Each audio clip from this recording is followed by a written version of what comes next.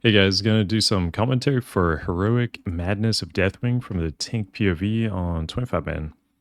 So, starting off, you're just gonna be hitting this tentacle. You're waiting for the mutated corruption to spawn. That's gonna be a big tentacle in the back here on one of these two sides. When that spawns, make sure you pick it up. You can head over there a little bit quicker. I just kind of wait till the last second, then I taunt as I'm running in. Make sure you hit it. And for this, the main thing we care about here is Impale, and we want to have our cooldowns figured out ahead of time for this. So as a Blood DK, on the first one, I'm doing Bone Shield, Vamp Blood, and our extra action button we have here. With, Dream, I think it's called. Acera gives us that. And it's a 50% damage reduction, 30-second cooldown, lasts like 5 or 6 seconds. So don't press it until like right when Impale's actually being cast on you. The timer is gonna count down, and then he's gonna do like a 4-second cast, I think it is, for the actual Impale cast. So wait till that part's actually happening before you press it. These bloods are going to spawn. One of the tanks needs to pick these up. Generally, we just have our feral pick those up, and I just keep pumping on the corruption. The parasite is going to be dropped close to the tentacle here, also the first one. So just make sure you're not too close so you don't get AoE'd by that. The second one's going to get dropped up by the arm tentacle here. And we're going to wait for these bloods to heal, and then we're just going to full send AoE there so that we can make use of Kalikos' Spell Weaving. Gives you a proc that does a lot of damage. And hitting more things gives you a higher chance to proc it. For the arm tentacle, now we're just kind of doing our normal rotation, but when this cataclysm happens, there's going to be a big damage amp on the tentacle, so that's when you want to pop your cooldowns. If like Dancing Rune Weapon comes up like 10 seconds, before cataclysm, make sure you just save it, wait till it actually gets cast so you can get that full value. And you'll see here too, you actually do have Vengeance during this time too, so you're going to be able to do some decent damage. As we're jumping over here, we're going to hit this just to keep our nice death shield or blood shield going. If we can keep this, that's great. 300k blood shield, we love that. So if we can keep that going into this next big tentacle, that's going to be big. On this one, our cooldowns are going to be Vamp Blood, Bone Shield, and PS. I've actually started also, if I lose enough blood shield, I've started throwing my Empower Rune Weapon here because it's not a ton of leeway you have there, but I had a huge blood shield going into that one, so that wasn't a big deal. But if you have a blood shield that is like, I would say under maybe like 80k or so, I would just throw Empower Rune Weapon, make sure you got a fat one for you there. And that way you'll just live super easy on that very comfortably. But yeah, we take the PS there. And then other tank taunts off so that we don't get impaled again while we have this debuff that makes us take way more damage from impale.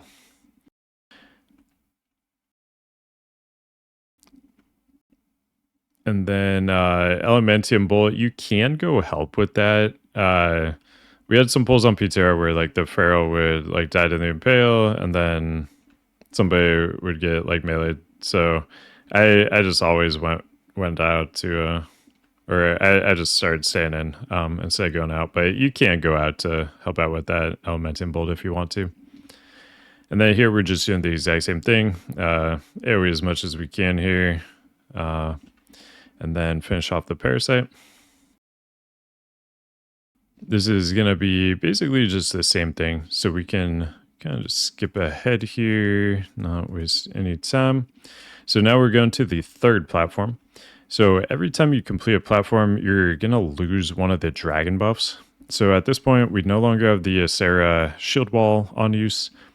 And we don't have the 20% HP from Alex Straza. So keep that in mind when you're planning your impales here.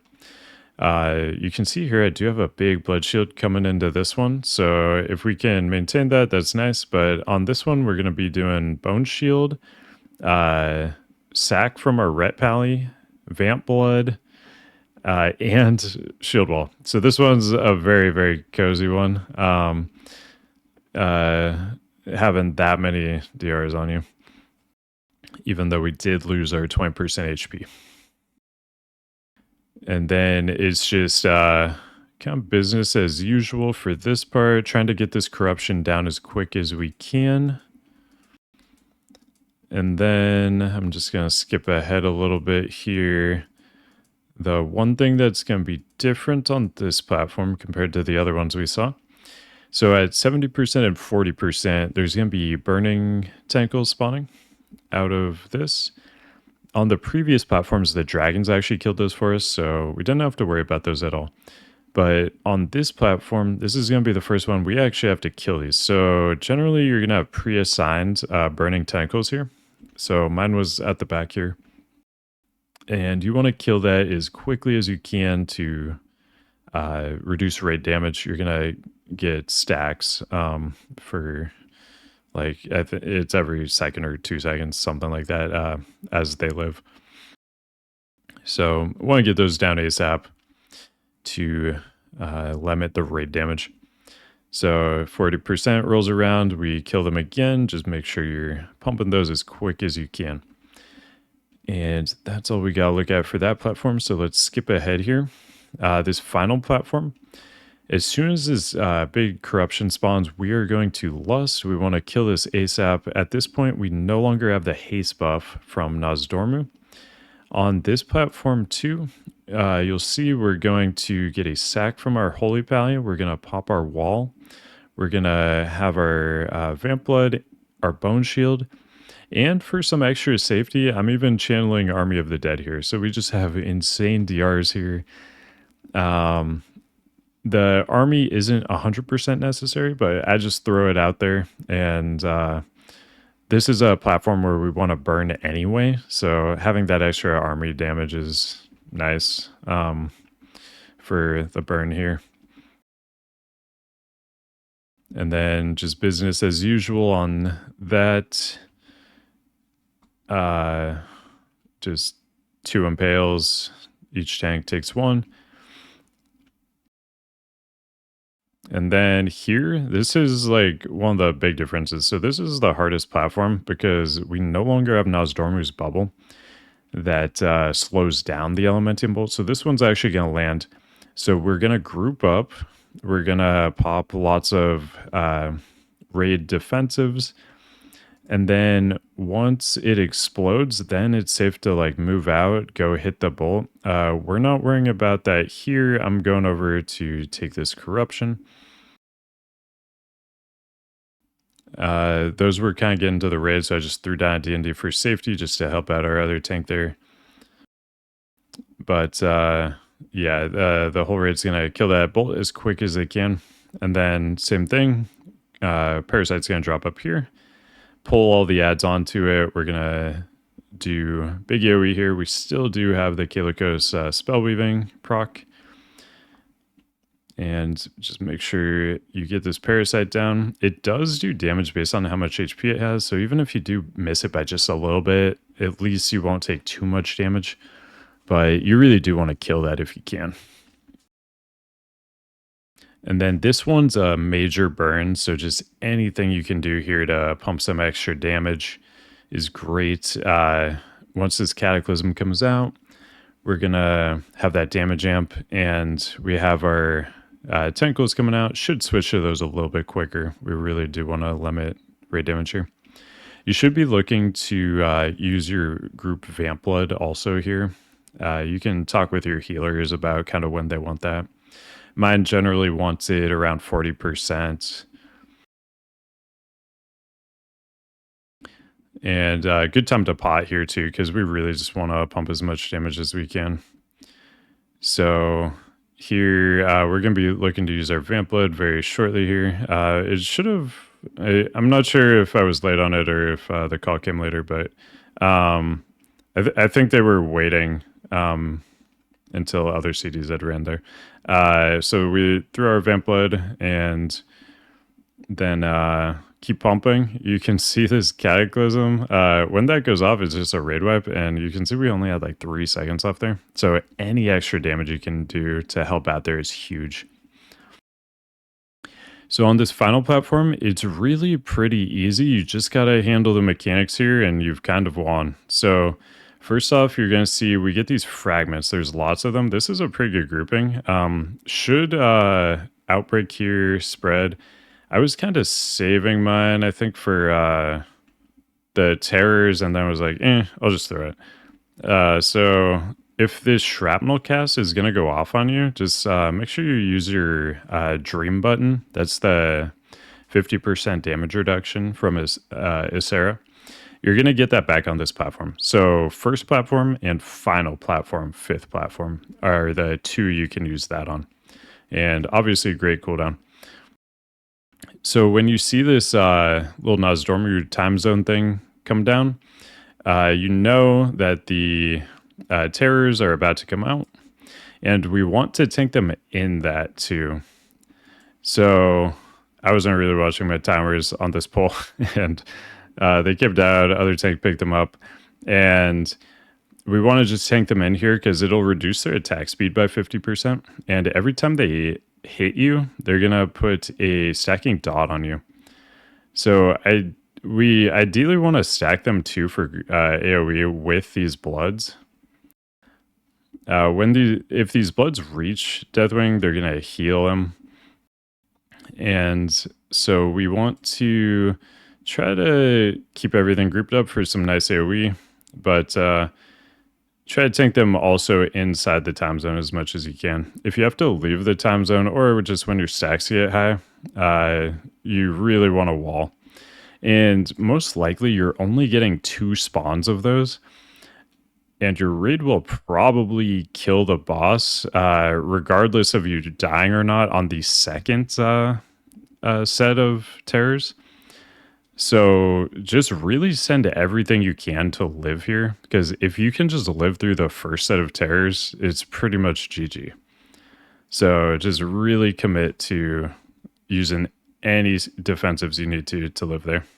That stacking debuff too, that can ramp up really quick. So just press your cooldowns early. Like that is the important one to live there. So just send everything you got there.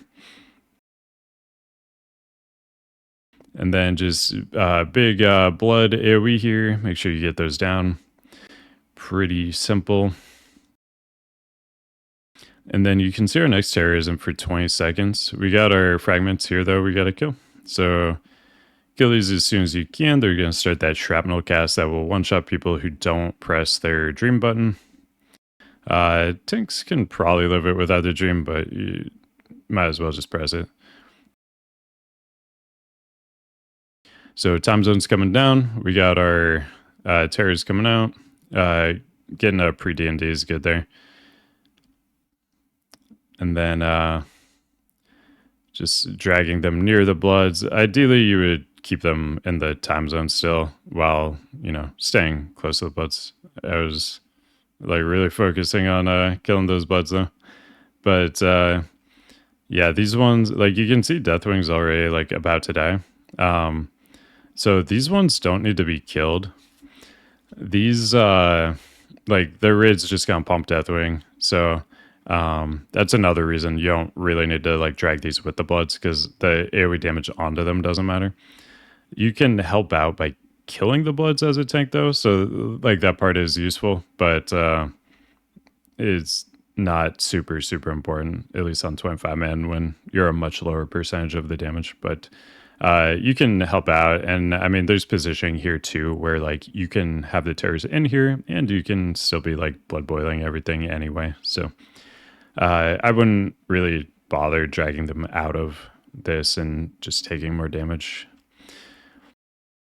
If things do go wrong, let's say both tanks die, these do quite a bit of damage. It's possible you could die, but really just, I mean, at this point, you're just using every CD you got left.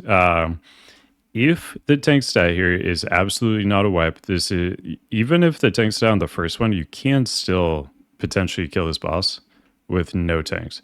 So you just need to be ready for it. And if you are a tank that is dead on the ground, you can be the one that's like calling this out for people because you don't have to worry about playing the game anymore. So you can be the calm one that's like calling out what needs to happen here. So if tanks die and there's terrors alive, the somebody with taunt can pick them up and then jump across here, and the terrors will kind of bug out a little bit, take some time to like get over there, and it can buy your raid a ton of time that can lead to a kill. So just kind of keep that in your back pocket that somebody with a taunt could make a little hero play here, taunt terrors, go over here so that you do like the hop across to the other platform and just save the pull potentially. And I mean, this boss can be like a 15-minute fight, so if you can save a pull, it's huge. So here, I'm just tanking in the time zone, calling for PS. I got Bone Shield, I call for sack, just anything we can there. Our other tank had died, and no reason not to use cooldowns at the end of the fight anyway. So yeah, that's the entire fight. But like I said there, you don't need to actually kill that final set. So just really send any CDs you need to on the first one, because if you can live that, it's pretty GG at that point. As far as like trinkets and gear and talents and all that stuff, just go full tanky for this. Make it really easy to live the impales. For prog, later on, maybe down the line when we have better gear, you can do different stuff. But I would definitely do double stam trinkets. And the Soul Shifter in particular can be pretty insane if it procs at the right time. Like you're just getting crazy blood shields that make living those impales super, super comfy. But yeah, that's the entire fight right there. Really not a tough tank fight. Just kind of have a impale rotation, CD rotation for both tanks. Make sure you stick to that. And yeah, you should kind of live through it and just really send your cooldowns early on the first set of terrors. Should be good. But hope this was helpful for you guys. Let me know if you got any questions in the comments, and I will see you in the next one. See you later.